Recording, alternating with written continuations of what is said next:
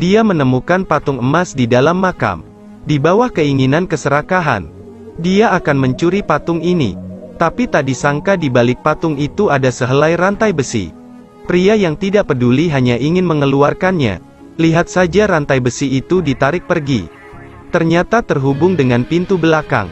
Ada sesuatu yang tersembunyi di balik patung ini. Pria yang tidak takut mati menarik dengan keras. Pintunya telah dibuka. Dalam kegelapan menyembunyikan mata merah darah. Monster itu perlahan-lahan dilepaskan. Tidak menyangka itu adalah iblis dalam mitos. Manusia ketakutan sampai mati. Iblis berada tepat di sampingnya. Rasa ingin tahu menjilati wajahnya tanpa tahu ada dua orang lagi di atas.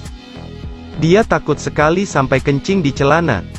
Bau ini bukan hanya ditemukan oleh Batnat, tapi juga tercium oleh iblis di bawah. Dia mengikuti bau itu dan mendongak. Iblis datang lagi. Batnat mengeluarkan senter. Kejahatan dalam gelap jelas takut terang.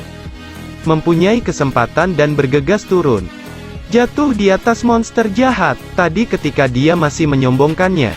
Tiba-tiba iblis membuka matanya. Dia pun dibuang. Monster itu langsung terbang. Satu kaki terbang untuk menendang iblis keluar. Batnat menyelamatkan dia tepat waktu. Tetapi iblis tidak mudah melepaskan makan malamnya. Dia jatuh lagi. Batnat melihat ekornya yang menempel di tubuhnya.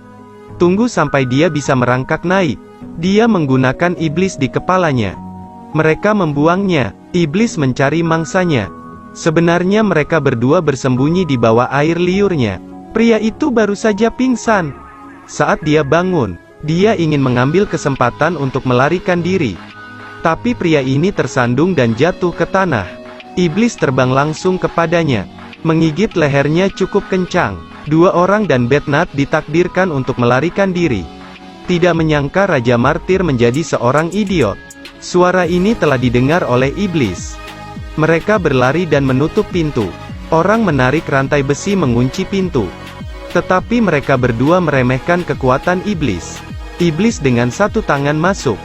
Batnat mengikat tangannya dengan rantai besi. Iblis itu sangat sakit. Menggunakan kekuatan untuk mendorong pintu ke bawah. Tapi kakinya juga terluka parah. Melempar batu ke kepalanya, lalu bangkit kembali dan berlari. Namun iblis menggigit jaketnya dengan ketat. Dia melepaskan jaketnya. Iblis melakukannya lagi. Melihat anak setan. Tongkat setan akan diusir. Ternyata grupnya sudah mengejar ketinggalan. Kuukir nyali untuk menuju setan. Tampaknya dia masih jauh lebih kuat. Setiap serangan iblis dilembutkan olehnya. Kupikir dia akan bersinar. Tak menyangka masih diserang. Dia mencoba melawan. Selesai. Langsung digigit pundaknya. Melihat ukiran. Sebuah kait besi terbang untuk mencolok iblis. Tiga orang menggunakan kekuatan mereka untuk menggantung iblis ke udara. Pada saat ini seorang pria muncul untuk memotong kepala iblis dengan pisau. Dia seorang penjaga. Mengantar Mintuk untuk menemukan harta karun. Segera setelah gang lepas dari penjaga, Putri Mintuk mengikuti dan menemukan kelainan. Apa kabar kamu? Aku melihat bayangan hitam. Di mana? Mata gadis itu menatap Pak Hak.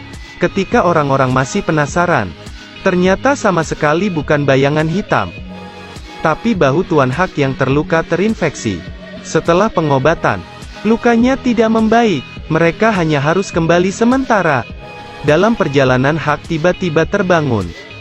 Matanya merah, seolah-olah hilang akal. Dunia malam gelap, celana hantu kacau. 8 inkarnasi belum habis. Hukuman dunia adalah kejahatan. Di dalam mobil tiba-tiba dia menyerang Batnat. Mulut wanita tua itu. Aku bertekad untuk melihat Batnat dalam perjalanan. 3 orang bertengkar di dalam mobil sekaligus. Mobil juga bergoyang ke kiri dan tidak diam. Melihat di depan adalah jurang. Batnat mencoba untuk menjaga kemudi. Mobil baru lolos dari bahaya.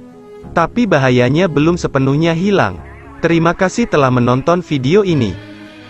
Saksikan terus video-video lainnya di RS Studio.